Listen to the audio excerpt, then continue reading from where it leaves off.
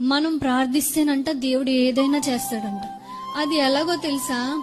నీకు అది అవసరమైతే, నీకు అది కావాల్స్తే, నీకు ఇప్పుడే అర్జెంటుగా నీకు కావాలని దేవుడు అనుకుంటే, నీకు అవసరమైతేనంట అది భూమి మీద లేకపోయినా సృష్టించి నీ దగ్గరికి తీసుకొచ్చి పెడతాడంట.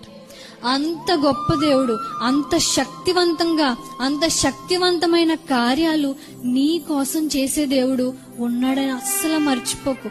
ఏలియా జీవితంలో చేశాడు. ఏలియా అనుకుని ఉండడు, వెధవరాల్నిచ్చి పోషించాడు, ఓకే, అది పర్లేదు. కానీ ఇక్కడ కాకితో పోషించడం ఏంటి?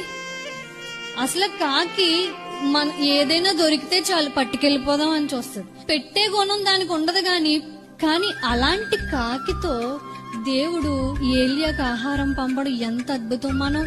దేవుడు శక్తివంతమైన కార్యం నీ కోసం చేయగల సమర్థుడు. నువ్వు ఆయన నమ్మాలి. ఆయన నీ కోసం ఏదైనా చేయగల సమర్థుడు.